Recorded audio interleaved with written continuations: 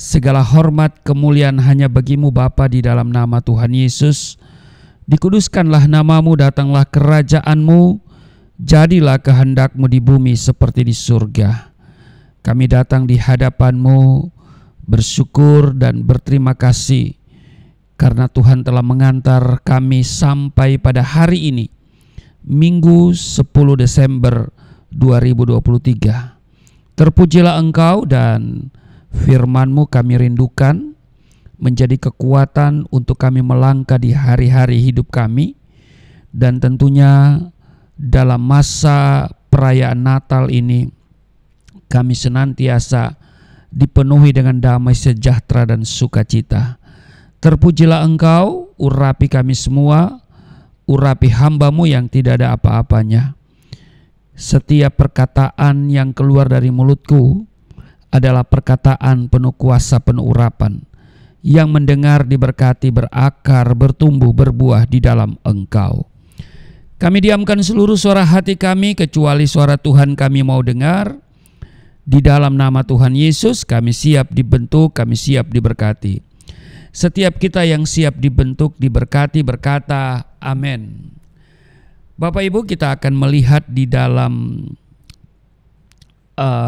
Lukas pasalnya yang kedua, ada satu ayat yang menurut saya ini adalah kalimat yang luar biasa pada malam ketika Yesus Kristus dilahirkan, di mana para malaikat dan bala tentara surga memuji Allah, dan mereka berkata seperti di dalam Lukas pasalnya yang kedua ayat 14, kemuliaan bagi Allah di tempat yang maha tinggi, dan damai sejahtera di bumi di antara manusia yang berkenan kepadanya. Bapak Ibu, kalau kita perhatikan kalimat ini, betapa sederhananya kedua kalimat pujian ini. Iya kan? Dua kalimat, bukan dua kalimat syahadat ya. Dua kalimat pujian. Ya. Kemuliaan bagi Allah di tempat yang maha tinggi, dan damai sejahtera di bumi di antara manusia yang berkenan kepadanya. Saudara, kalau kita simak dengan baik, ya, di dalam kedua kalimat pujian ini terkandung dua pemberitaan penting, yakni yang pertama kemuliaan, dan yang kedua damai sejahtera. Berita pertama berkenan dengan yang berada di tempat yang maha tinggi, dan berita yang kedua berkenaan dengan yang berada di bumi. Di tempat yang maha tinggi ada kemuliaan, dan di bumi ada damai sejahtera. Kemuliaan dan damai sejahtera saling berkaitan erat, tetapi urutannya terlebih dahulu harus ada yang namanya kemuliaan di tempat yang maha tinggi. Barulah kemudian ada damai sejahtera di bumi. Saudara, jadi urutannya begitu, ya. Ada kemuliaan di tempat yang maha tinggi, kemudian ada damai sejahtera di bumi. Jika kita terlebih dahulu mengutamakan kemuliaan surga, memprioritaskan kerajaan Allah, Yesus katakan, carilah dahulu kerajaan Allah dan kebenarannya, barulah kita bisa mendapatkan damai sejahtera Allah di bumi. Iya kan? Maka semuanya akan ditambahkan kepadamu. Wah, kalau kita ditambahkan segala yang kita inginkan, bukan hanya kita butuhkan, maka tentu kita penuh damai sejahtera. Amin. Kadang-kadang damai sejahtera yang kita miliki dipengaruhi oleh isi dompet. Haleluya. Sukacita dan damai sejahtera ditentukan oleh isi dompet. Dan memang saudara ya, isi dompet itu kalau saudara perhatikan ya, hanya nominal 1.000 yang tidak ada gambar orang menari. Haleluya. Mulai dari nominal 2.000 dan seterusnya sampai angka paling besar itu ada gambar orang menari. Coba saudara perhatikan deh. Artinya saudara, semakin banyak saudara memiliki kertas-kertas itu, semakin ada sukacita. Kadang-kadang seperti itu ya. Jadi kalau ada lagu bila roh Allah ada di dalamku, ku kan menari seperti Daud menari. Haleluya. Nah, Daud menari karena ada Roh Kudus. Nah, entah dengan saudara, apakah saudara bisa menari ya kalau isi dompet nggak ada? Haleluya. Nah, jadi Bapak Ibu, urutannya sekali lagi bahwa ada kemuliaan di tempat yang maha tinggi, barulah kemudian ada damai sejahtera di bumi. Amin. Jadi jika kita terlebih dahulu mengutamakan kemuliaan di surga, barulah kita bisa mendapatkan damai sejahtera Allah di bumi. Carilah dahulu kerajaan Allah dan kebenarannya, maka semuanya ditambahkan, termasuk isi dompet. Haleluya. Nah, mari kita perhatikan. Yang pertama, malaikat Allah memproklamasikan kemuliaan bagi Allah di tempat yang maha tinggi. Walaupun Yesus dilahirkan di dalam palungan yang hina, namun Bapak Ibu, kelahiran tersebut, perhatikan, memuliakan Allah. Jadi poin pertama kita perhatikan di sini, Yesus dilahirkan oleh seorang anak darah, ya kan? Hal ini membuktikan kesejatian nubuat para nabi Allah. Kira-kira 700 tahun sebelum kelahiran Yesus Kristus, Allah bernubuat melalui Nabi Yesaya. Ya kan? Di Yesaya pasalnya yang ke-7 ayat 14, seorang perempuan muda mengandung dan akan melahirkan seorang anak laki-laki, dan ia akan menamakan dia Immanuel. Perhatikan bahwa kelahiran dari seorang anak darah adalah peristiwa yang ajaib di dunia ini. Betul? Iya kan? Jadi sejak dunia ini ada sampai hari ini, peristiwa itu hanya sekali. Iya kan? Hanya sekali. Kelahiran dari seorang anak darah. Hanya sekali. Dan ini peristiwa yang sangat ajaib. Amin. Selain dari anak darah, perhatikan, Maria yang mengandung dari Roh Kudus. Mengandung dari Roh Kudus dan melahirkan Yesus Kristus. Sepanjang sejarah umat manusia tidak pernah terjadi peristiwa yang sama ini. Sebab hal ini adalah peristiwa yang bertentangan dengan hukum alam. Jikalau bukan Allah sendiri yang memberikan janji itu dan menggenapinya, saya pastikan mustahilah peristiwa ini akan terjadi.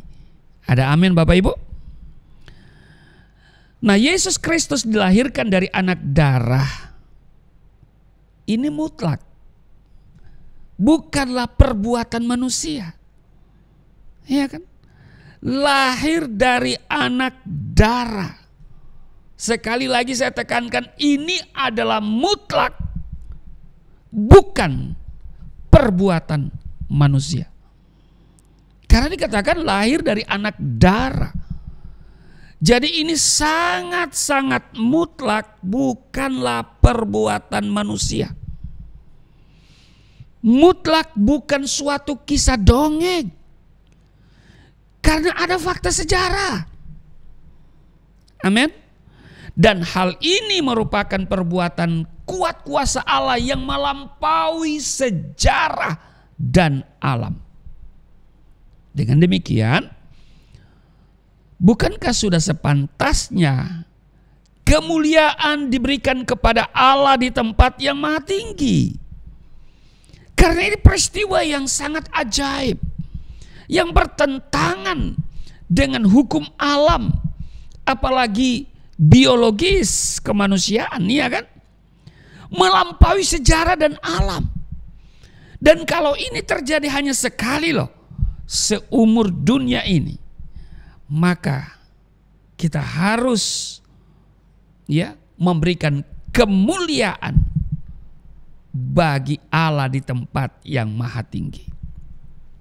Itu poin pertama. Poin kedua, Bapak Ibu, kelahiran Yesus membuktikan besarnya kasih Allah kepada umat manusia.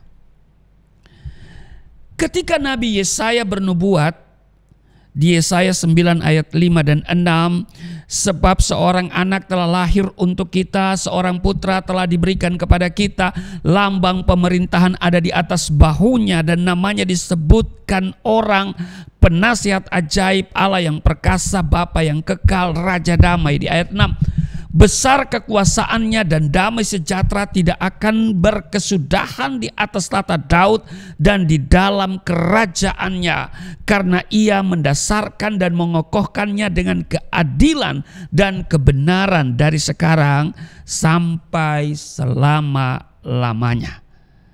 Bapak Ibu, ini luar biasa. Nah, orang Israel yang merindukan kedatangan Mesias ingin menyaksikan kedatangannya di antara mereka, karena dialah yang akan mengadakan penyelamatan besar bagi mereka.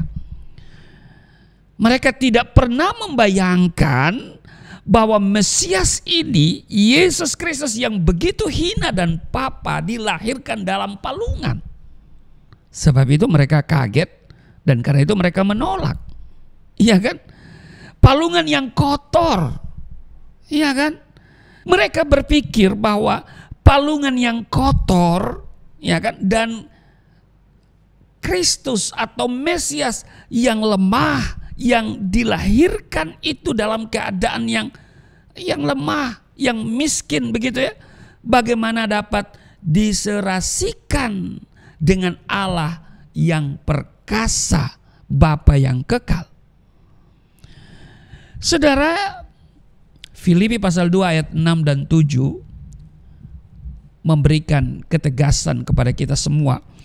Ia yang walaupun dalam rupa Allah tidak menganggap kesetaraan dengan Allah itu sebagai milik yang harus dipertahankan, melainkan telah mengosongkan dirinya sendiri dan mengambil rupa seorang hamba dan menjadi sama dengan manusia. Perhatikan bahwa kesungguhan kenosisnya atau pengosongan dirinya, itulah yang menunjukkan hormat dan kemuliaannya.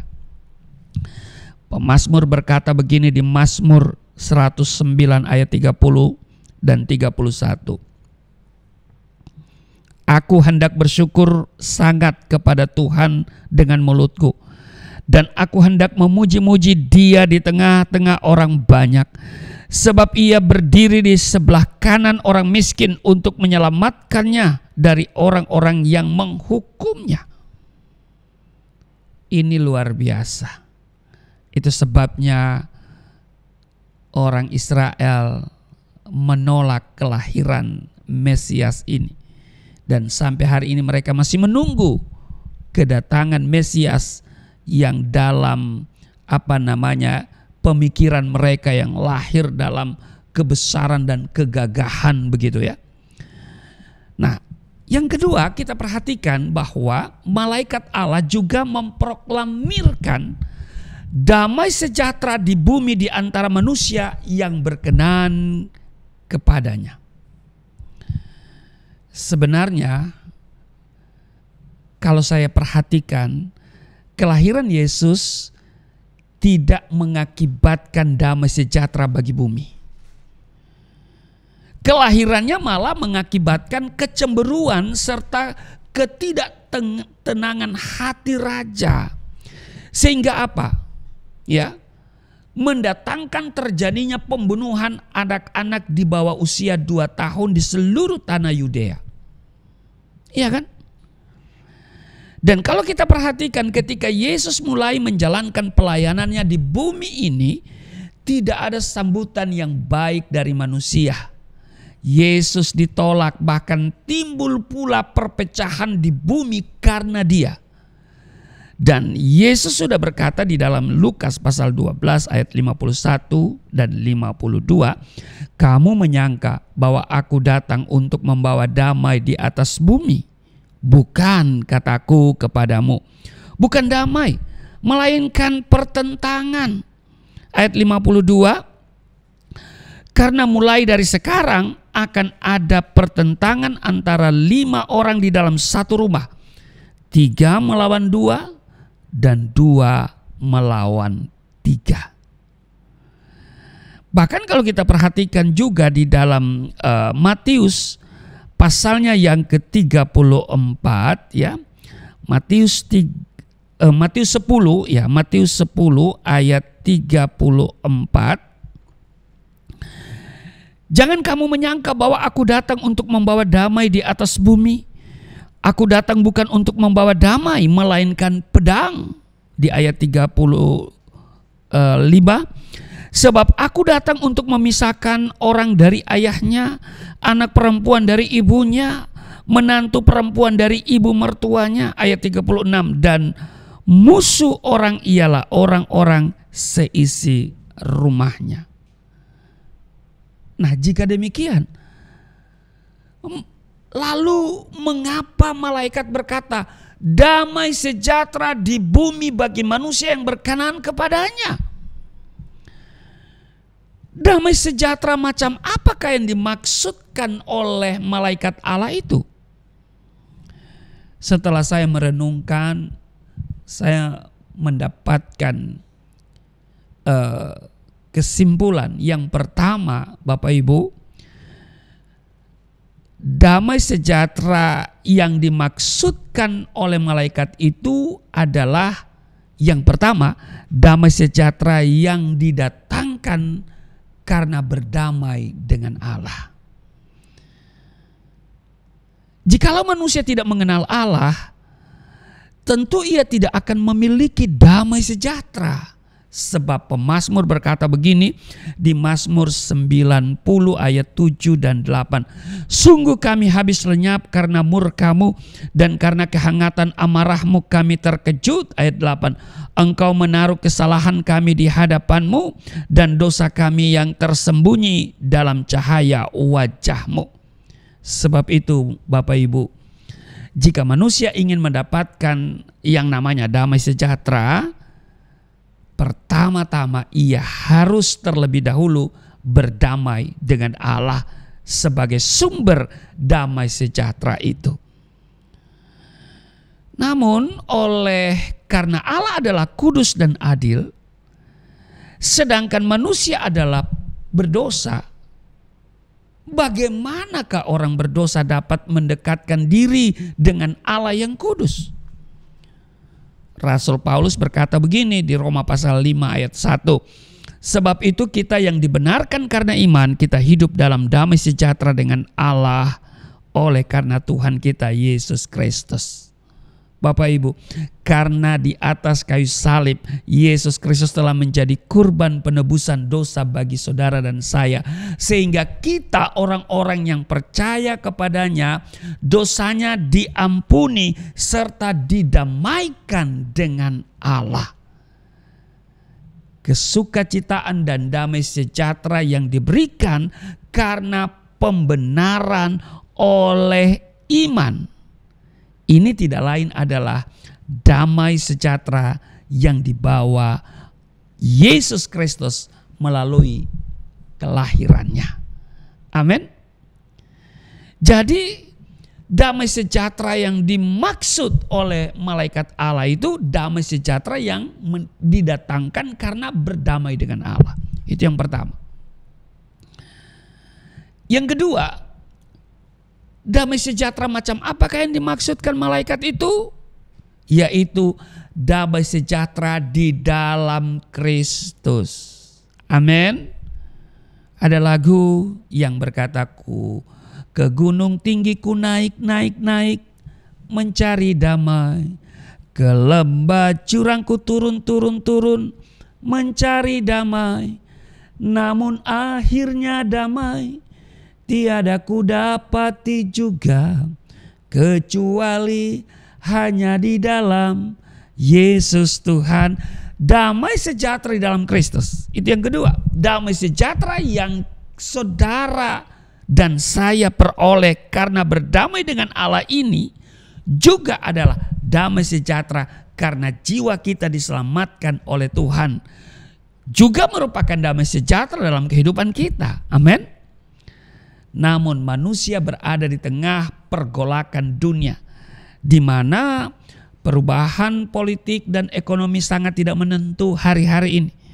Beban kehidupan yang semakin berat, serta penantian masa depan yang masih merupakan tanda tanya bagi kita. Semuanya ini mengakibatkan ada banyak orang Kristen kehilangan yang namanya damai sejahtera dan kesukacitaan dalam hati dan hidup mereka. Tapi ingat Bapak Ibu, Tuhan Yesus berkata begini di Yohanes 14 ayat 27. Damai sejahtera aku kuberikan kepadamu, dan apa yang kuberikan tidak seperti yang diberikan oleh dunia kepadamu.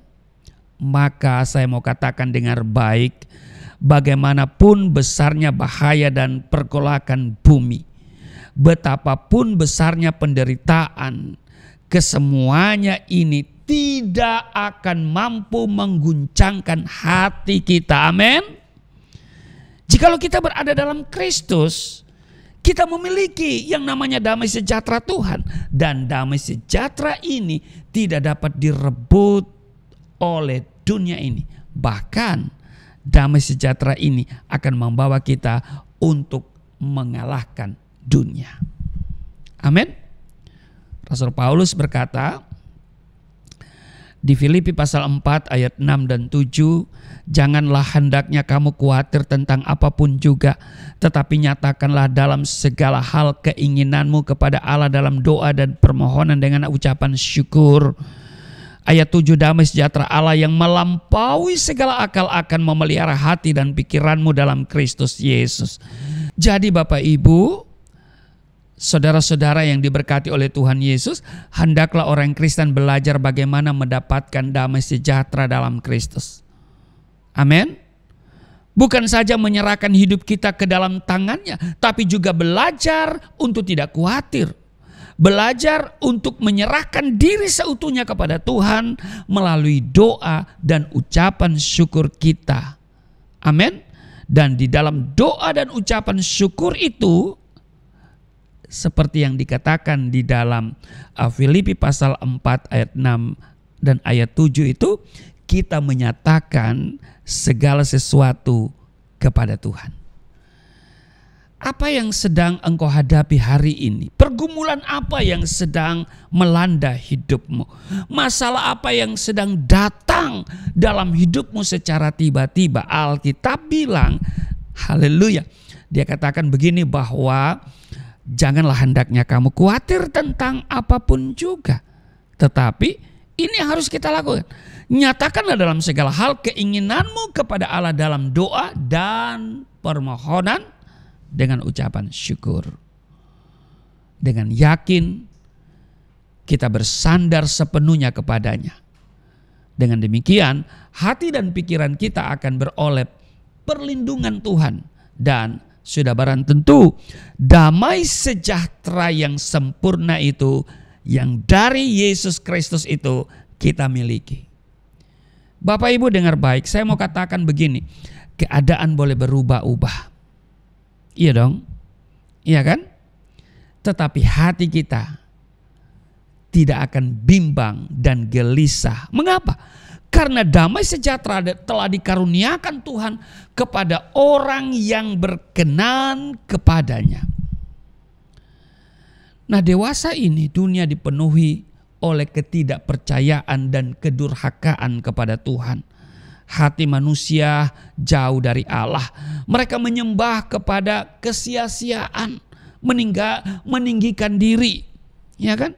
Serta menyangkal keberadaan Allah. Itu yang terjadi hari-hari ini. Nah, apa yang kita saksikan dengan mata dan yang kita dengar melalui telinga hari-hari ini semuanya adalah kisah penipuan, kisah kekejaman, kecongkakan, kepalsuan, kebobrokan dan kejahatan manusia semata-mata. Kiranya Bapak Ibu melalui berita yang disampaikan oleh malaikat kepada para gembala, ya, yang kita baca tadi di dalam Lukas pasal 2 ayatnya yang ke-14 itu saudara, ya, kemuliaan bagi Allah di tempat yang maha tinggi dan damai sejahtera di bumi di antara manusia yang berkenan kepadanya. Ya, di hari kelahiran Kristus yang sekarang kita sedang rayakan, semua kategori pelayanan merayakan itu, ya kan? Biarlah ini yang senantiasa kita gemakan, yaitu pemberitaan serta puji-pujian seperti yang dinyanyikan oleh para malaikat dan bala tentara surga tersebut. Kemuliaan bagi Allah di tempat yang maha tinggi dan damai sejahtera di bumi di antara manusia yang berkenan kepadanya. Jadi fokus kita pada Allah. Kita berikan kemuliaan baginya. Kita prioritaskan dalam hidup ini adalah mencari Allah dan kebenarannya dalam setiap lini kehidupan kita. Maka semuanya Tuhan tambahkan kepada kita. Kemuliaan bagi Allah di tempat yang maha tinggi dan damai sejahtera di bumi di antara manusia yang berkenan kepadanya. Amin. Tuhan Yesus memberkati.